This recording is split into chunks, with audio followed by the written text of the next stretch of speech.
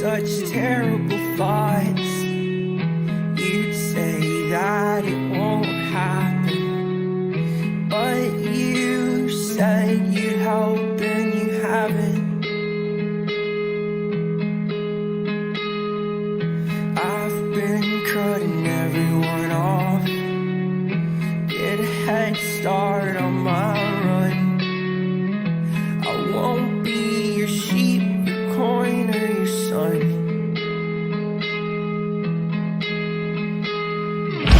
Is it just in the spread of case, coherent yet unknown name?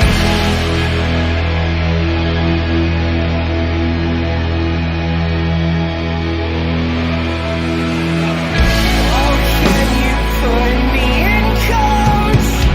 'Cause I was born for this language game.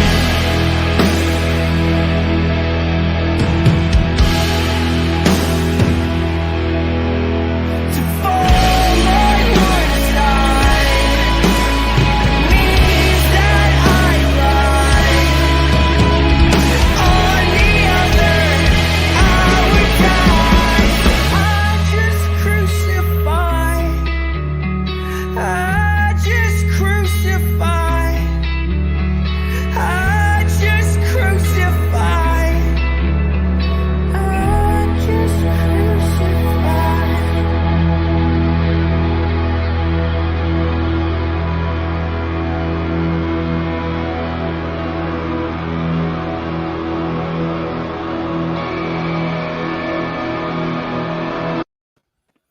Well, hello and welcome everyone to Apocalypse Here, Christianity You Can Live With, for this live stream interview this evening, or whatever time it is, wherever you are.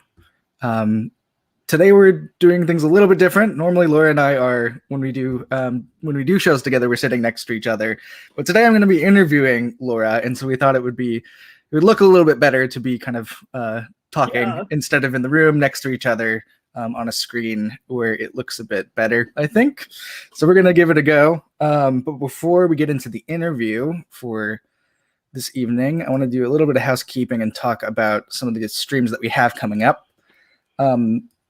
This coming Monday on July 26th at 7 p.m. Eastern, I'll be talking with Samuel Watkinson, who's been on a couple of times in a couple of other a couple of times for interviews and then also for open streams. He'll be back on the channel as we discuss the analogy of being and its significance for Christian theology. So that'll be a fun discussion because we come at that from different kind of perspectives. And then the following day, on Tuesday, July 27th at 1:30 p.m. Eastern, we'll be having Melissa Floor-Bixler back on the channel to talk about her new book, brand new book, I believe it was released on Tuesday, How to Have an Enemy. And having read through the manuscript, it's really, really good. And I'm definitely going to be recommending that to folks who are kind of struggling to really make sense of what it means to have an enemy and also what it means to love enemies. And then we'll skip following week, August 4th, we'll be having James McGrath on to talk about his book, What Jesus Learned from Women. We had to reschedule that one from back in June. And then on August 17th, we'll be having Nathan Ormond from Digital Gnosis on the channel to sort of talk about Christianity more broadly, some of his insights as he's recently sort of in some ways journeyed back into Christianity. And I think that's an interesting, it doesn't happen that often, going away from Christianity and back in a new way. So what it means to have kind of a new start in Christianity. So I'm excited for that. But without further ado, Laura, who are you other than my lovely wife? Aw. Yeah, I am, well, big news. I am the new chaplain of Ferrum College. So I'll be moving into a chaplaincy position in Virginia in the next couple of weeks here. I'll also be teaching New Testament there, Intro to New Testament, this fall, and then we'll see from there what happens on the teaching front. I'm also a PhD candidate finishing up right now at Duke University on my dissertation, getting my doctorate.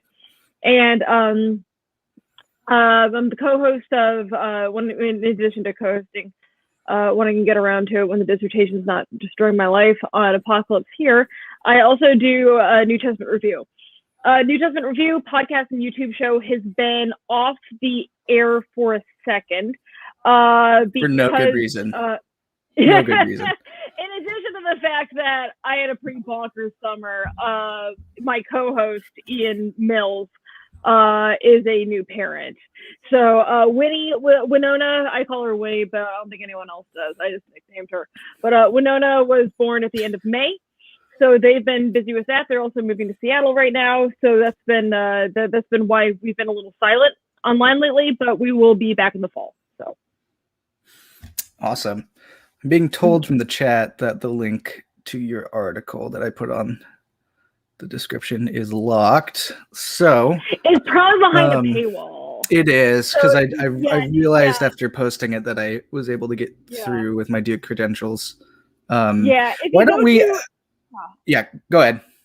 I was saying, Desi Genesis, if you have, if you're a student or a faculty member anywhere, I would just check New Testament Studies access at your own university.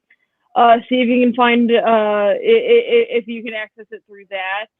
But yeah, it's probably behind a paywall. So yeah, if afterward, Desi Genesis or anyone else who wants the article. I can also just send it to you, so you can contact me on Twitter and give me an email address, and we can send it around that way. Yeah. So just to make it a little bit easier. I'm sure. Yeah. No. Absolutely. We can definitely get you. So we'll make that happen, because it's a good article, which is what we're going to be talking about today.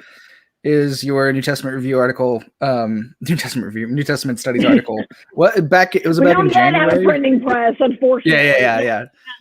Came out in January. Back in January of this year. I presented it at ISBL in was that 2019? Must have been 2019. Yeah. Was that at Rome where you did that?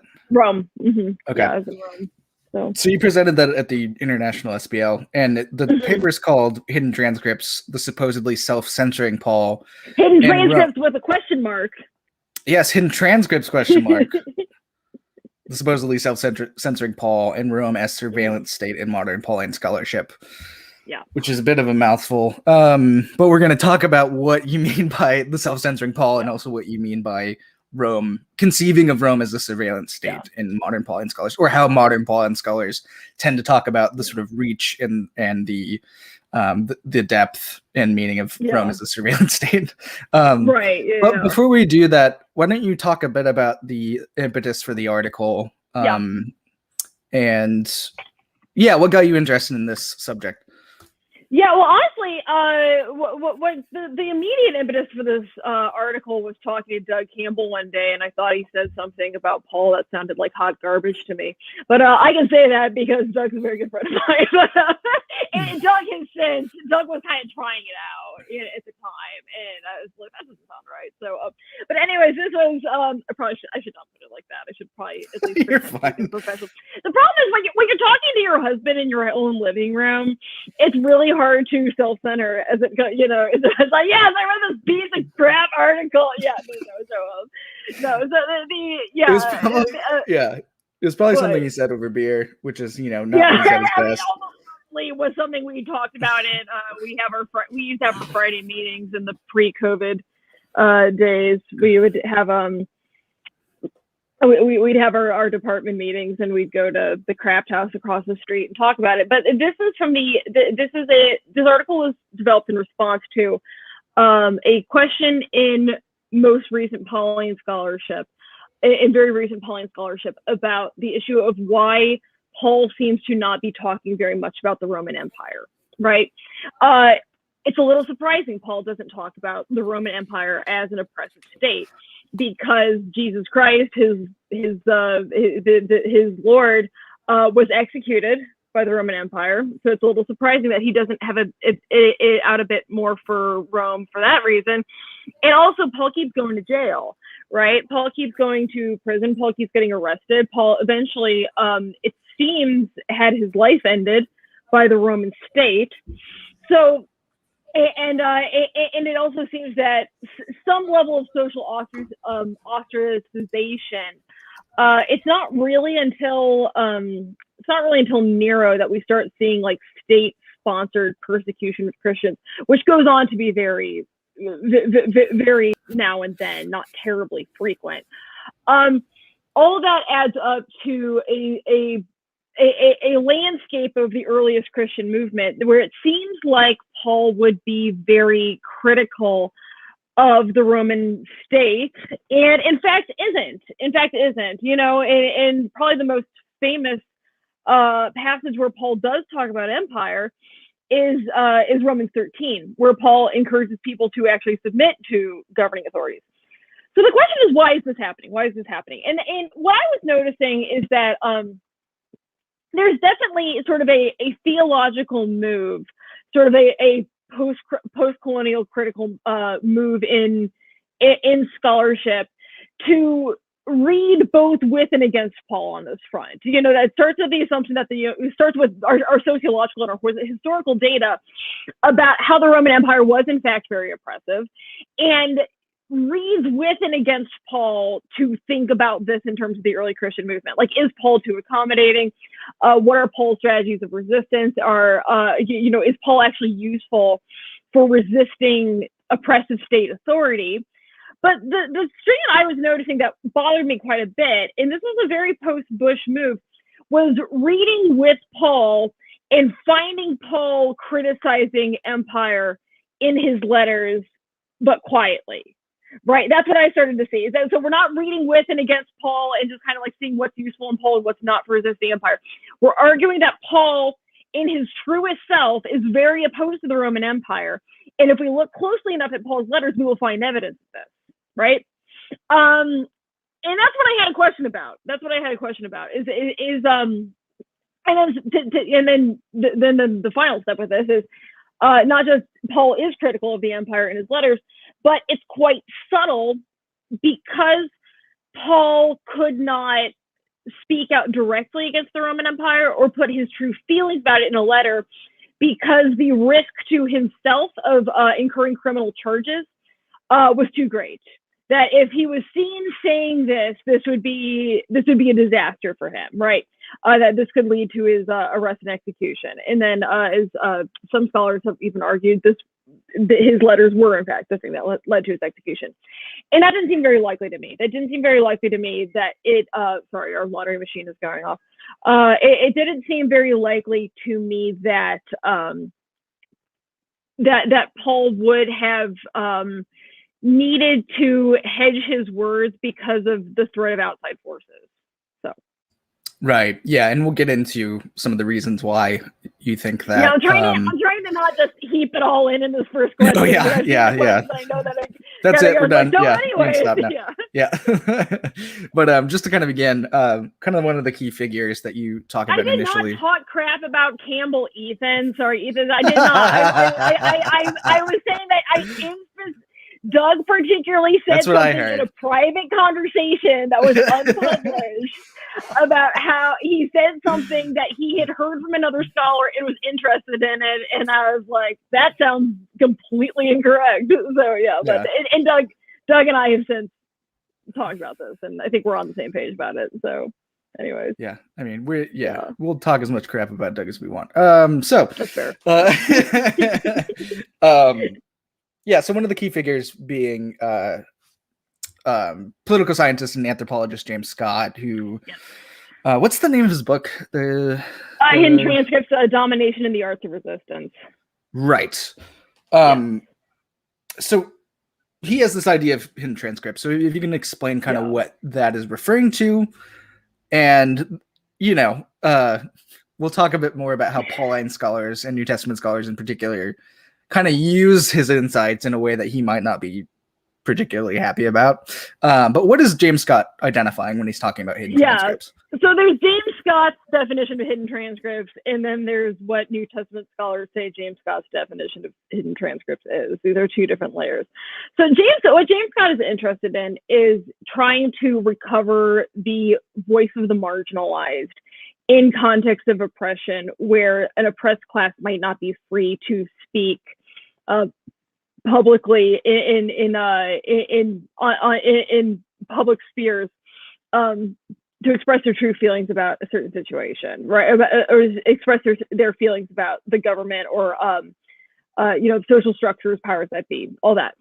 So what James Scott uses to refer to these things are what he calls on-screen and on-stage and off-stage speech. The on-stage speech is sort of the public, the publicly accessible, everyone publicly agrees about it way of seeing the world.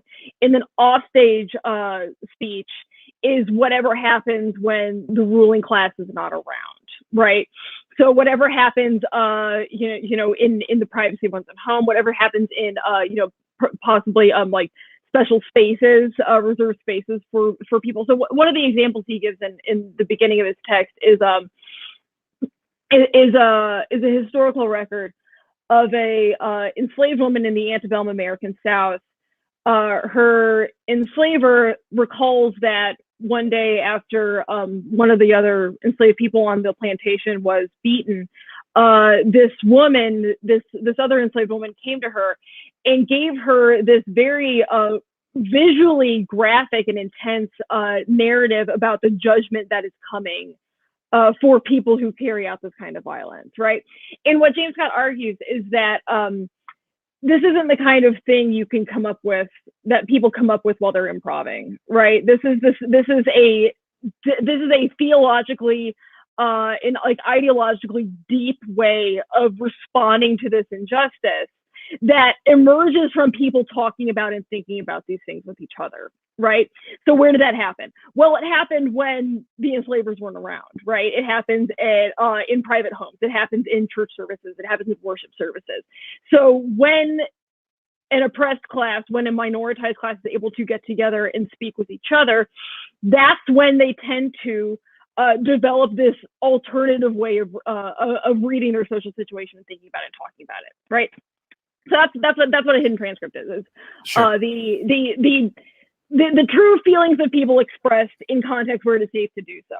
What this has turned into in poll studies, and not in all poll studies, because there actually are interesting hidden transcript readings of text in the New Testament, that like, where do we have records of people sort of talking off stage, right? Where do we have records of people sort of saying what they really think around people, right? So what this has sort of turned into in Paul's letters is looking for the looking for the contradictory speech, right? Looking for the subversive speech in Paul's letters. And the way this is often found is by building on Richard Hayes's work, for one thing. So Richard Hayes has this concept of echoes of scripture, right? The idea that there are allusions happening in Paul's letters to Old Testament text, and the rest of the New Testament for that matter, that would recall passages to the reader's mind. And a lot of people have done this, particularly with imperial propaganda or ways of talking about the Roman Empire, right? So if Paul uses a certain phrase, like the way we might say like one nation under something, like even if we don't finish the quote, everyone in our culture understands what we're talking about, right? So a lot of this has been looking for these times where Paul might be sort of obliquely mentioning the Roman Empire in a way that we wouldn't necessarily hear. And people can get kind of game busters with this, right? People can kind of start, you can have times where there's something a bit, I think, more plausible happening where Paul is using political language, but it can happen sometimes that when Paul is talking about things like fruitfulness and, living water and all that kind of, or not just Paul, other texts, that, this is a subversion against aqueducts. This is a subversion against the grain dole, right? That just like everything is a response, right? The other thing that happens is not just everything is an illusion, but that everything is a criticism. Right. So the idea that Paul, when Paul uses political language or he draws metaphors from the political language, this is an inherently subversive act. That what Paul is doing is saying that, the slogan that was our tagline for today is, if Jesus is Lord, Caesar is not, right? That if you call Jesus Lord, Kyrios, then you must be denying Caesar's lordship. So every time you're using that language, you're denying you're denying the claims the Roman Empire makes about itself. Yeah, it has a built-in criticism to the simple use of that word. Yeah. Right. Yeah. And then the final step where this gets taken a lot is that in addition to this always being criticism, this is always oblique because there's always the chance that the dominating class will find this material and then there will be consequences. Right. So yeah. Yep, for sure. Yeah. Just to kind of name some names that you bring up as New Testament scholars. Do we really want to do that? No, just because people may. No, I know, but it may be helpful for people to sort of.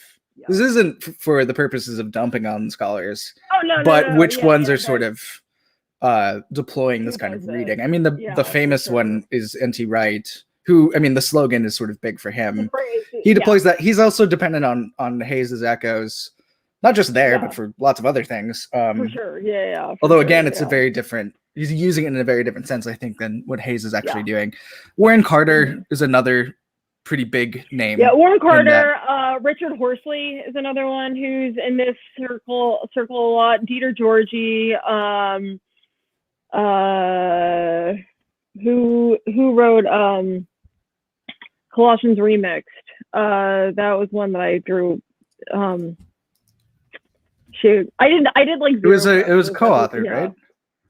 Yeah, Walsh was one of the authors. Yeah, Walsh was one of them. Yeah, and then, gosh darn it, I did like zero prep for this show. Sylvia Keysmott. Sylvia Keysmott was the other one. Yeah. But yeah, so that's the kind of, there's a strand there that these scholars are kind of taking up that's rooted in some of the insights of Scott, but it's being used in a and applied in a very specific sort of way. Right. It's specifically in this direction of the again, the blurring between the onstage and offstage text is, I think, a really big theme in a lot of this literature. That, it's, by all accounts, Paul's literature should be as offstage as it gets, right? This is correspondence for an in-group. But the idea is that, there's actually... this text is available and inaccessible to the outside world in such a way that Paul has to basically put code in there, right? So yeah. So at the end of the first section of your paper, you kind of identify a key, and I think it's really important, underlying assumption of the sort of hidden criticism or hidden transcript reading of Paul, and it's that. Certain kinds of speech about the empire were policed, whatever that might mean. That's the assumption that's sort of underlying things. And then as you move into the next section, you discuss two specific sorts of speech that could get somebody into legal trouble, and that would basically be, libel and treason, right? Those are kind of the two main ones. And in your findings, and in your findings, how did these work? And do they sort of, can you talk a little bit about how they complicate, the picture of Paul needing to be careful with his words and speech and writing? Sure, So the thing I particularly, the thing that kind of set me off down this rabbit hole was that N.T. Wright gives two examples of like coded criticism, or like coded speech in writing. One of them is Victorian literature, gay men writing to each other. In the context of like ostensibly like straight literature, like kind of encoding references to gay sexuality, which it doesn't, that's a bit of a it's not really a clear analog to like state-sponsored criticism, right? Or like state-sponsored censorship, right? At least not in the United States, or at least not in a lot of the United States, I don't think. The British justice system might be a bit different. But the other one he uses specifically is the play Harui Expelled from Office, which is a play written in Maoist China, and is a play about in feudal China, a lord resisting the emperor. and it was perceived under Mao that this play was a coded criticism of magistrates sort of going along with the emperor, and the need to find this internal reserve of strength to resist to resist Mao, right? And he uses this as an example that, people would kind of like put in these like secondary meanings in a text. So, there's a few different layers of why this breaks down as a way to understand Paul's letters, right? One of them is that the Red Guard in Maoist China was over 1 billion strong, and was this massive modern bureaucracy in a totalitarian state that was designed to carry forward the goal of the continuous revolution, right? The continuous revolution being the idea that a Marxist state is constantly at risk of falling into bourgeoisie patterns, so you need to constantly be like breaking down barriers and checking speech and checking the culture for signs that the zeal of Marxism is failing, right? There's nothing like this in the Roman Empire, right? There's not, to say nothing of the 1 billion people thing.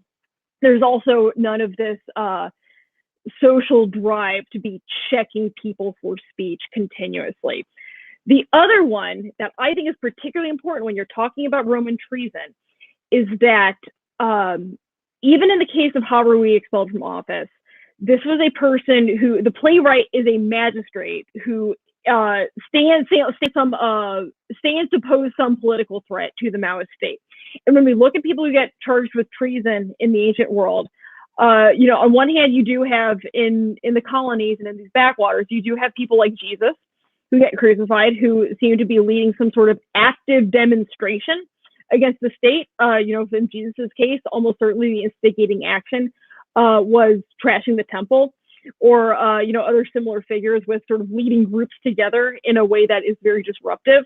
But what you normally have in the case of Maestas, which is the sort of way of understanding treason or reaction against the emperor, is specifically when all of our records of this are upper class aristocratic people with resources, with power, with enslaved people who can function as private armies, who have some level of political and social power. And when they speak out against the emperor, or when they speak out against the imperial system, or whatever that might be, that actually matters a lot, because these are people who can destabilize things. So it's really different to say something against the emperor if you are the emperor's second in command than it is if you are the emperor's baker, right? And it looks like the Roman world overwhelmingly policed speech with an eye to that, right? There's no apparatus by which you're going to make sure everyone thinks the emperor is like properly popular all the time, right? There's no apparatus by which to do this, but you can check to make sure the people who can actually overthrow the emperor are sufficiently loyal, right? So that's what we normally do with Maestas. And then the other one is libel. This is the other kind of police speech you have in antiquity. Libel being specifically something that is carried out against a named individual. You make a claim against a named person, and that's defamatory, and you can face consequences for that. But Paul doesn't really talk about named people in his letters who aren't, in the church already, because that's not really Paul's problem. So anyways. Right. Yeah. So I think one of the main things you were trying to get at there is that the examples we do have of these sorts of speech that could get you into trouble are overwhelmingly people who are powerful and who have money, like aristocrats or politicians, right? Yeah. Who are actually in a position to do something effective against the powers that be. Yeah. And Jonathan Becker mentioned like underclass people, and one place where you do see this in particular is this happens in when you're not talking about criticism of the empire happening in mail or in like private letters or conspiracies, basically like the Catalan conspiracy. Two places you do see it is you actually do see some pamphleteering or graffiti against the powers that be. These are overwhelmingly, unless they name specific people, something that Rome clearly just considers the price of doing business, right? This is not something that was particularly problematic. The other one place where you do see sometimes some challenge over controlled speech is plays. So in the theater, it would happen sometimes that an actor would be sued for libel because the actor would be making fun of a politician by name, sometimes with the politician in the audience. And in those situations, it does seem like some politicians let it roll off, and some of them did respond. So, yeah, awesome. So one sort of important ally to what you're doing that you mentioned in the piece is John Barclay, who's an important New Testament scholar. You make really similar claims, although you were doing something a bit different and more specific, I think, in your criticisms. But Christoph Heilig, who's another New Testament scholar, has recently challenged what Barclay was doing in his work. What are some of the key claims that Heilig sort of brings up, sort of against what you've been talking about, and what do you make about it in terms of its persuasiveness or not? Yeah, for sure. There's a lot of good stuff in the bulk of Christoph Heilig's most recent monograph. He's got another one coming out on this. The bulk of the stuff is in his previous monograph. Is sort of a Bayesian theorem approach to identifying echoes of scripture, basically, like the echo idea, which is not really my field and wasn't super relevant for this paper, so I didn't look at it a whole lot, but it's an interesting project. The gap Christoph saw in Barclay that I think was a good point was that Barclay argued in his response to N.T. Wright about this subject that Paul never says anything and doesn't seem to clearly believe anything about the Roman Empire that's not totally acceptable for him to believe as a Jewish person, right? So the Jewish people in the ancient world have some kind of ancestral protection of their religious beliefs. So, for instance, Jews are exempt from the rule that you have to sacrifice to the emperor as a god, right? What the Jewish nation does instead, and this is out of honor for their antique faith, is they sacrifice on the emperor's behalf in their temple, right? They don't sacrifice to the emperor; they sacrifice on his behalf. They make sacrifices to the gods, to their god, so that the emperor will be blessed, right? And they have an exemption from civic religious responsibilities that would run afoul of their monotheistic claims, right? So what Barclay argues is that whenever you have this language of like, if Jesus is Lord, then Caesar is not, like the Lord language is all coming out of, there's just typical social language for Lord, but specifically coming out of the Septuagint, right? Kyrios being a title for God.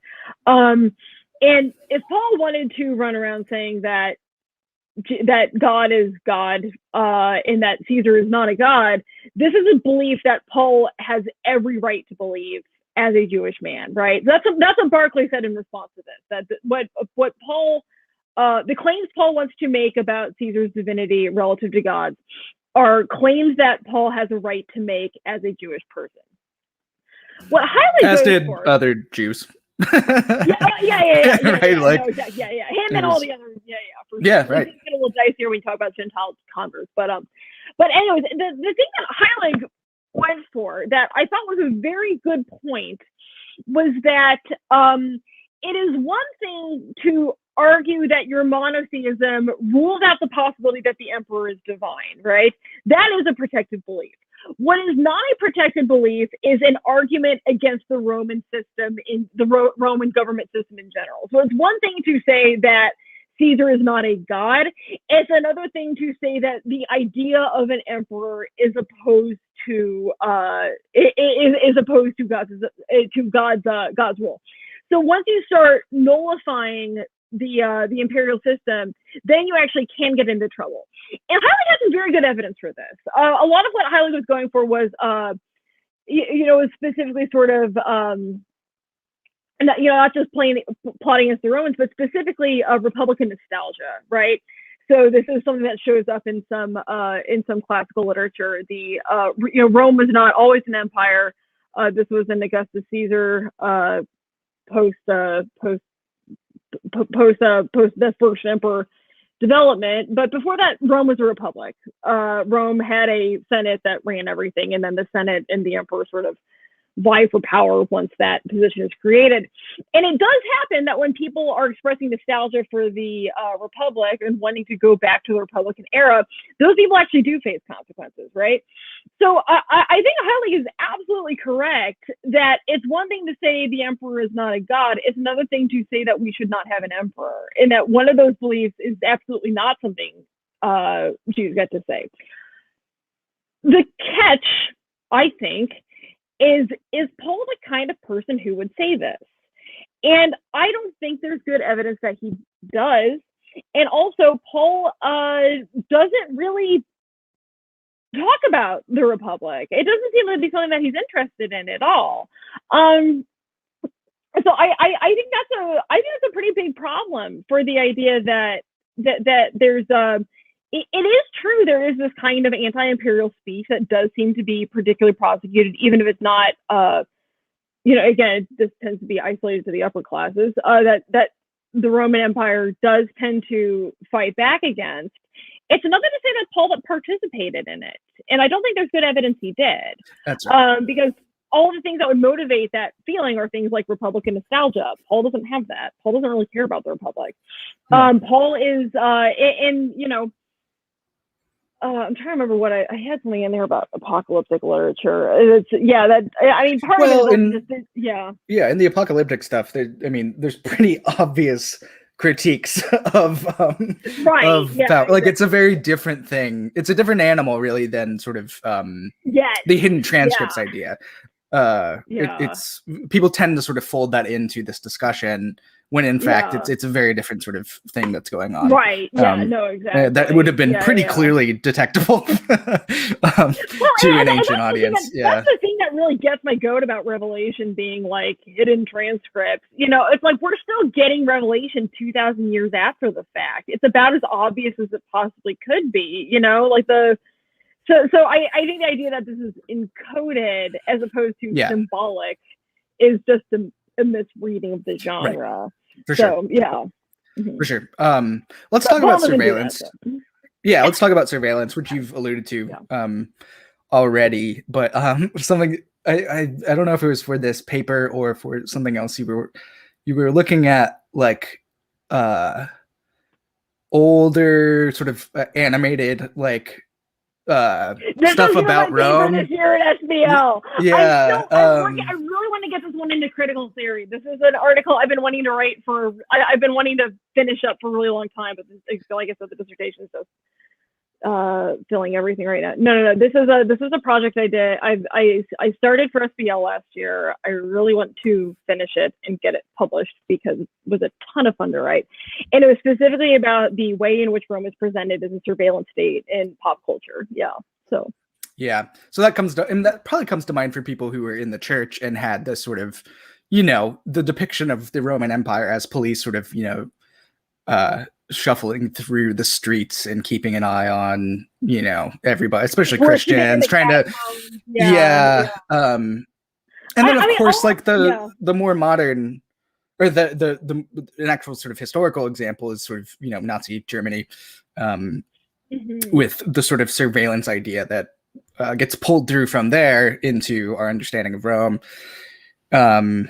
And so that does a lot of work, I think, for the imagination of Christians when looking back.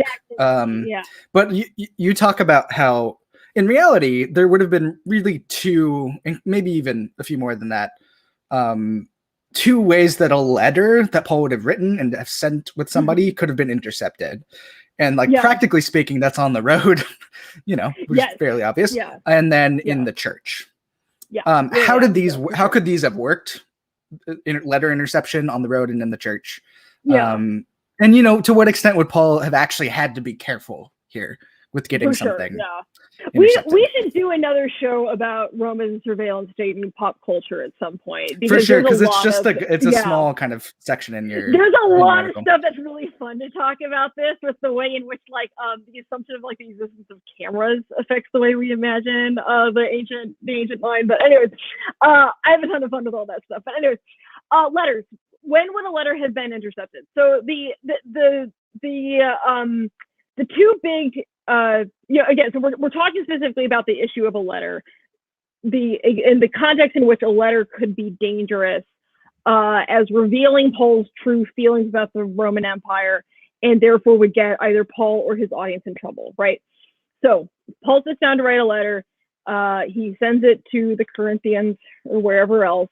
And the thing Paul is worried about is that someone will get a hold of this letter and read it and will imprison him for speaking out against the Roman Empire. How could this happen? So there's two big, the big asterisks I want to put before this, and I really wish I got more into this in my paper. The one situation where I actually do think this is a considerable problem for the ancient world is out of prison. If you're writing a letter from prison, because that actually can be a situation where you have to bribe a guard to get something out. You have to get your material to write the letter in. You have to get the material to write it out. The idea that the guard will almost certainly not be literate. So the idea that he is going to be checking your mail to make sure it's sufficiently patriotic is quite silly, but everything else is going to be an issue, right? That you're going to have to deal with, are you permitted to communicate from prison? Are you, how do you get your materials? How do you get light to write? All that stuff is actually, those are all considerable barriers. But in a normal, not imprisoned Paul context, the first, one place where mail did get intercepted in the ancient world is on the road. Right. So Cicero talks about this a few times, that he worries that his mail will be intercepted. This is because mail is delivered by either you use official couriers if you work for the government.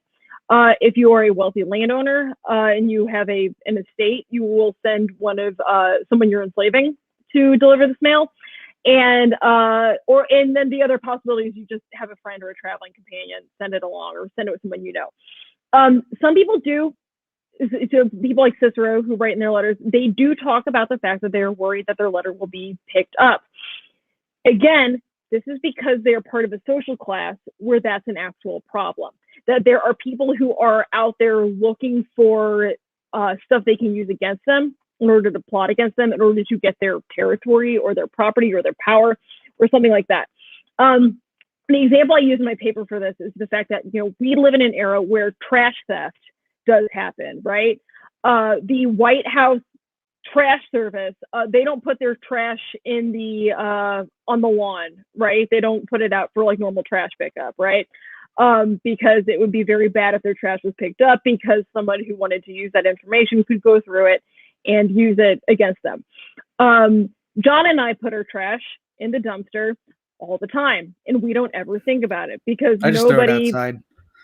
Oh, okay. All right. Yeah. That's our neighbor's. I'm fine with, yeah, just I'm just kidding. That's but other, yeah. So the point is, the risk of your mail being stolen or your trash being stolen is related not to the amount of guards you or the amount of protections you have around it. It's about the motive, and there really isn't good reason to think that people, that Paul or anyone else like that, would have been really worried about their mail getting read. So the other context for this is a situation is you do get to a point where the letters are read out loud in a church context, right? And not church meetings, we have this pop culture image of, like you knock secretly at the door and you knock, shave, and a haircut, and they let you in, and someone comes with a torch and like leads you into a dark room. Exactly. Yeah. And you like do the secret handshake and they walk you into the church service. Yeah, no. I mean, the vast majority of church services that Paul seems to write about are things that happen basically on the front porch. You sort of have your meal and you're gathering in your household. So it actually is totally possible that when Paul sends a letter to a church, that people will be listening to this letter being read who aren't Christians, who just showed up because they're curious about what the fuss was about, or because a friend invited them, or because they live in the house where the meeting is happening. Yeah, they may have wanted something to eat. Yeah, that's a possibility. Yeah. There's a lot of reasons why you could be there besides being a committed Christian. In fact, Paul references these people in 1 Corinthians. He talks about when people are speaking in tongues, about what the person off the street will think about this, because Paul does have to think about this. Paul has to think about the fact that we live in very clearly divided houses that are very separate from the outside world. This is not how an ancient house works. Basically, anyone can walk in at any time. So it is very possible people will hear the letters who are not sympathetic to the movement. That's not the same thing as saying that someone will listen in who will then try to go after Paul, right? So there's no such thing as like a prosecutor in the ancient world in some sort of formal capacity, right? What the ancient world has instead is, or in what the Mediterranean world has instead is what's called a delator. A delator is someone who brings a charge against somebody, normally because this person committed an offense against them. So like if you stab me, I get some friends together and we drag you to the magistrate and we tell you what happened and then we get our judgment. We are our own prosecutors. And there are some people in the ancient world who are called delators who have a reputation for basically getting involved in other people's businesses when they can. Like if they see a crime in being carried out, they will go prosecute it. The reason why these people do it, according to basically all the literature we have, is because there's a social advantage to being a delator. Because you can get this person's status if you successfully get rid of them. So, you know, if you want some sort of position of civic authority, if you're the person who gets the delator executed, you can move into that. And then you can also get a claim to their property, right? So where the people who need to worry about delators are people who have stuff other people are envious of. Yeah. Right. So the higher status person, the more... The better it is, you know, for someone to bring a charge against them. Exactly. Yeah. And then the stereotype of delators is that they are they're kind of like social climbers and social graspers, that they're sort of nouveau riche people, sort of trying to pick off the senators and take their stuff, right? So there's a bit of a problem there with the question of why would somebody, and also there is a downside to being a delator, and that's that if your case falls through, you can suffer the penalty that you were pursuing for this person, right? You can face legal challenges yourself. So it's not the kind of thing you do willy-nilly. It's the kind of thing you do because there's something in it for you. So what is in it for you to take out Paul, right? If you're a pagan, I'm going to close this slide really fast. Do you mind these suns in my eyes? Excuse me 1 second, guys. Go for it. And while she's shutting the blinds, if you have a question, you can go ahead and drop it in the live chat and we'll get to it at the end. Or if there's something that is specifically appropriate to like what we're talking about and Laura wants to answer that, we'll answer it kind of along the way, but we'll get to most of them at the end. Yeah, for sure. Yeah, so the first thing is material envy is not a great motivation, right? Paul has a couple of cents, right? He doesn't seem to be a person with a lot of excess cash or anything. He's not a man of means. He's not a man of status. Paul does have a lot of enemies, specifically within the church. Other Christians, other sectarian Christians who seem to be opposing him for different reasons. But again, there's a problem with the downside of being a delator there. So if you want to, if you drag Paul in front of the magistrate, you say, look, he called Jesus Lord, and you know you're a Christian, you follow Apollos, and you're trying to get Paul out, right? You drag Paul in front of the church and in front of the magistrate. You say, look, he said Jesus is Lord. He clearly means Caesar is not. You need to execute him. You're on the block now because you have the same belief that he does. That seems like a unnecessarily risky thing to draw attention to a local leader about. So those are, I think, some good reasons to think that Paul probably didn't spend a lot of time thinking about delators. It just doesn't seem to be the kind of thing that would have been a clear and present danger for him. So, yeah, that's helpful. I mean, especially that last point to do with Paul's opponents bringing some kind of charge against him, like a seditio charge or something like that. It wouldn't make a whole lot of sense for them to do that. I mean, it's possible. Yeah, but it doesn't make a ton of sense though. If you're thinking about it from doing it from a place of Christology, it just doesn't seem super likely. So sure. So why was Paul in and out of prison then? If it wasn't for this sort of speaking out against the Roman Empire, what's a more kind of probable reason why Paul would have been arrested so much? And while you answer this, I'm going to take a quick break. So we talked about this last night, so I know kind of where you're going to go. But for sure. Go ahead. Yeah. So I think there's a couple of reasons why I think this is this is probably the case. It does seem like it's generally true from Paul's recollections that Paul was the kind of person who got into trouble with various groups fairly frequently. So Paul received synagogue discipline several times. This is a sentence that can be carried out for disturbing the peace. It's sort of it's like a flogging sentence. It's not like a flagellum sentence. It's not as brutal as all that, but it's humiliating and painful. It does happen a few times that Paul is sentenced for disturbing the peace at a synagogue. This probably means that he was preaching or trying to get Jewish people in the synagogue or Gentile hangers-on of the synagogue to become Christ followers too.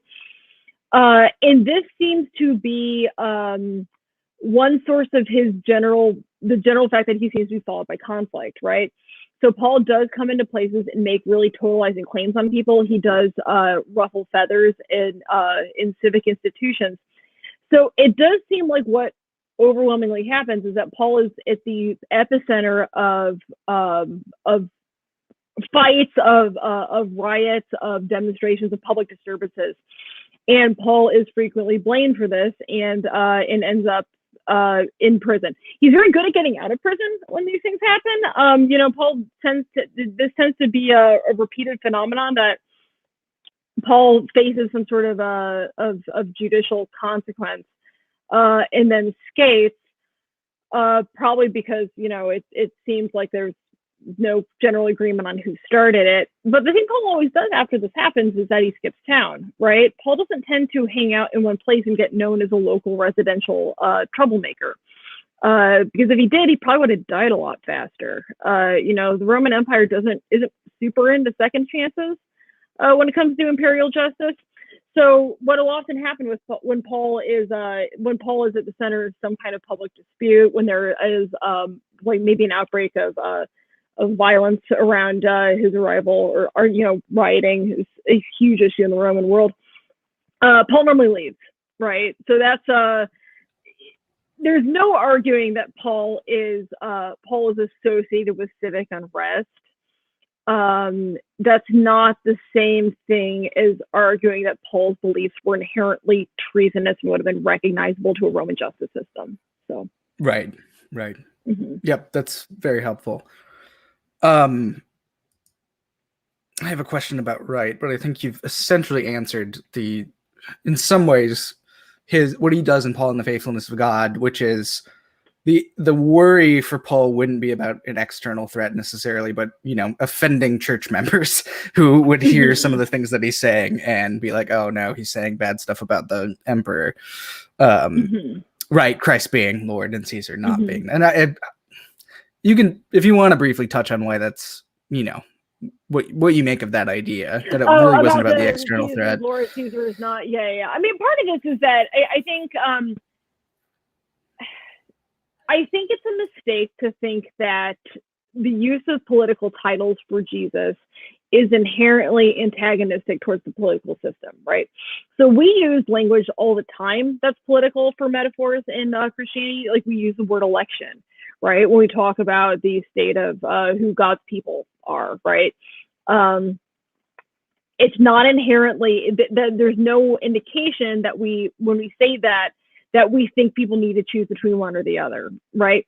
So I think that it's a mistake to think that using political language for Jesus, political titles for Jesus, Savior, for instance, is necessarily a denial of Roman governance, as much as it is just using language that they probably would have already been familiar with, right?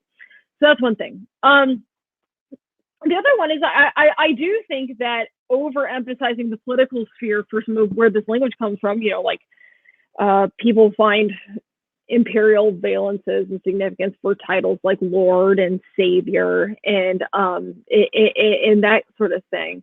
But these are also titles and ideas that come out of the Septuagint, right? So I think a lot of times what gets obscured there is the fact that a lot of this is honestly high Christology.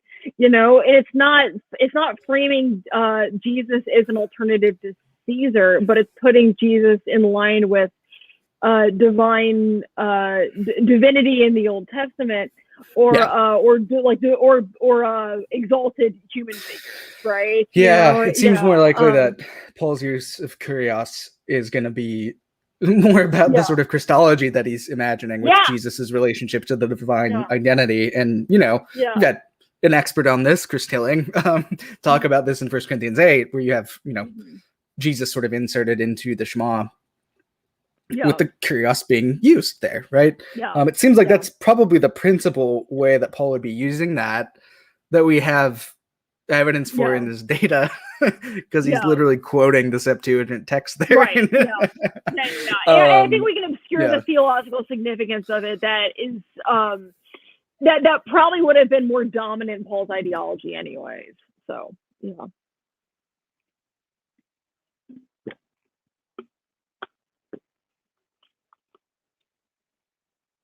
I've lost sound. Hang on.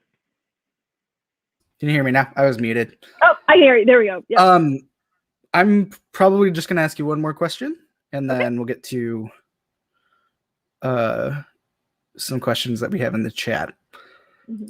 So you, in the conclusion of your essay, you have this awesome joke about elephants in trees. Can you tell that joke and why you see it as illuminating the problem of hidden transcripts in Paul? This was something I was really bound and determined to get past the editors for this article. The joke is, and you did, and I did. It felt great. The joke is, why don't you see elephants hiding in the trees? You say, okay, I'm asking you a riddle, right? Why don't you see elephants hiding in trees? I don't know. There you go. Thank you for picking it. Yeah, you don't know why? Because they're really good at it. Okay, it's kind of funny. So the idea. So why is this joke funny? Why is the joke? The reason the joke is funny is because it is a very cumbersome explanation for explaining why you cannot see the elephants in the trees. That they are really good at it when there's no evidence that they're there. And it makes much more sense to think that there's just not elephants in the trees, right? It's a very absurd explanation for why we can't see elephants hiding in the trees. I think this has become the kind of logic for why we don't see Paul criticizing the Roman Empire. Why don't we see Paul criticizing the Roman Empire, even though we really want him to criticize the Roman Empire, even though it seems like it would make sense for him to criticize the Roman Empire, even though we kind of, as moderns, we sort of villainize and detest a lot of the Roman Empire. So why don't we ever see Paul criticizing it? I think a lot of this hidden transcript thing is emerged to say, well, it's because he's really good at hiding it, you know. And again, this is a very cumbersome explanation for what I think makes much more sense, which is that he just doesn't. He's just got his mind on other things, right? So yeah. Thanks, Laura. We're going to get some questions for you. So you answered the Jonathan Becker one. So from Sport and Theology, Ethan, what has been the reception of this? What has the reception been of this idea? Is this the main view, what you were talking about, that it's really not about a critique of Rome, or is Paul using coded language? Is that more of a main view in scholarship? It's not a huge sector of scholars that are interested in this question one way or another, to be honest. And I actually think for the most part, the coded language thing tends to be a bit on the conservative end, because, you know, most people who want to just use Paul to go after the Roman Empire are totally content to do sort of a post-colonial interpretation that doesn't share all the same biblicist assumptions about like authorial intent and so forth, right? It tends to be a bit more conservative. Among that said, you know, I do think for some people it's, you know, on 10 being the most, you know, on 10 being the most, you know, communist manifesto subversive thing you can believe about anything, and 1 being, you know, straight-laced, super traditional scholarship. I think the idea of hidden transcripts is squarely a 4. You know, like it's not as subversive as I think people sometimes think it is, which is probably why it's a little bit appealing to some people. Like it's a very for sure. I can't help but notice the kinds of articles that use this hidden transcript model a lot often go for is contemporary examples, social issues that are well and truly settled by now. The thing that I kept seeing come up with the hidden transcript was the Iraq War, and these were in essays that were written last year. And so the idea that again, it seems very playing it safe to me that this is a very soft way of finding subversive ideas in Paul. Like, it's just not that subversive. So I don't think the number of scholars who are super into this is just not very big. The number of scholars who are, I think, exceptionally critical of it. Barclay, Heilig, and me are kind of but Heilig's open in some ways to the hidden criticism thing. He's got a book coming out on that in a bit that I'll be reviewing. But Barclay, so this conversation is going to carry on in some way, sort of post Heilig's book. Yeah. Heilig's got that coming out, and then I'll probably be beating this horse for a little bit longer at least. Yeah. So it's not a huge scholarly conversation, I would say. It's just Yeah.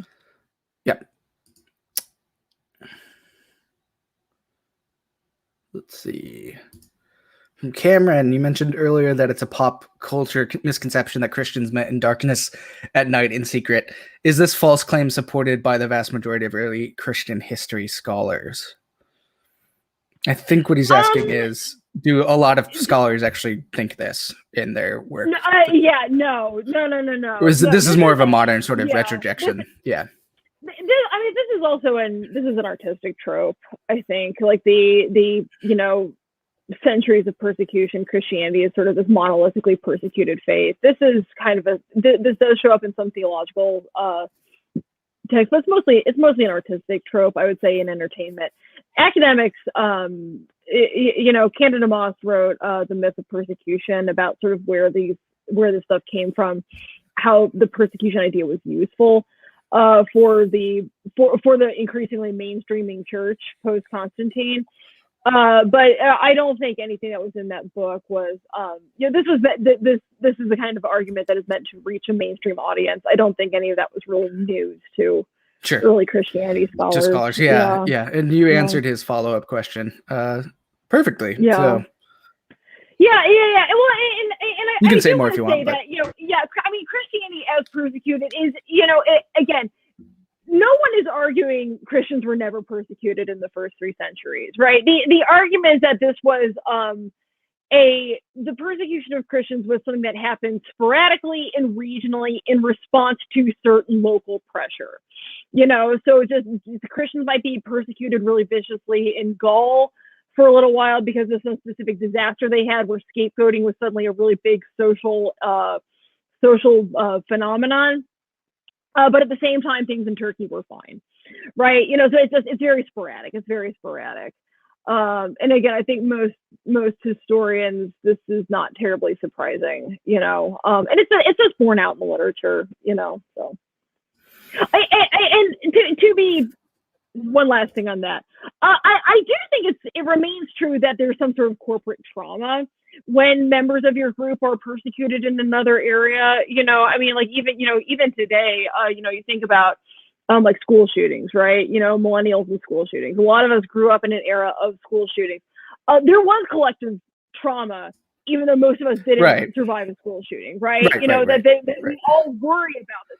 And I do think, I think there's one way of narrating this, which I think is really dismissive, like way too dismissive, right? The idea that like Christians who talk about persecution in the first 3 centuries, even though they were not being persecuted at that moment right now, are kind of neurotic.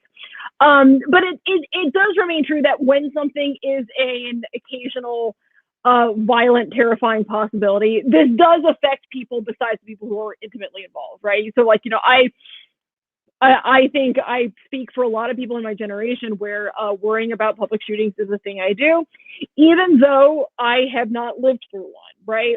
I think persecution can be like this too. So for sure. Yeah, that's helpful. We'll do one more. This is an interesting one that I'll probably want to chime in on as well. Do you believe that Paul refers to a Roman gospel when he accuses the Galatians of turning to a different gospel? No, it's Judaizing. It's Judaizing. It's gospel plus law. Yeah. I mean, this is where Lou Martin is so helpful in his classic Yeah. Galatians commentary, his Anchor Bible 1, which is that this other gospel that had persuaded groups of some people within the Galatian church is emphatically Jewish Christian. It's requiring Torah observance. It really has nothing to do with Rome. It's a group or a Jewish Christian missionary that's a rival sort of to Paul, who is preaching a very different gospel that Paul considers to be no gospel at all. And that's his main concern, I think, throughout Galatians, and also a couple of other letters too. So yeah, Jewish Christian missionaries. For sure. But it's all the bulk of that material is about circumcision and becoming a descendant of Abraham. The Romans don't care if you're circumcised. They actually think it's a little gross. So that's the attention there. So yeah. You did an awesome job. People are wanting less me and more you on this channel, which I think is good. Makes sense. Yeah, I understand. Yeah. Okay. Thanks, Laura, for doing this, and thanks for all who were on the live chat and who asked great questions. This was really fun. I'm glad I got to do it. Yeah. Yeah, and we'll find a way for people who want to contact me about getting Laura's article, and I can send that to you if you give me an email address, because it's great. And yeah, more on this to come with Christoph Heilig's book that will be coming out. For sure. But someone's asking what shirt I'm wearing. This is a new shirt. New one. It's a Cloud Kicker shirt. Cloud Kicker is an ambient post-rock band that decided to do a black metal print. And I thought it was cool because I like black metal prints. And so that's why I'm wearing this. Thank you for asking. Anyway, with that, this has been Apocalypse here. Christianity you can live with. See you, everyone.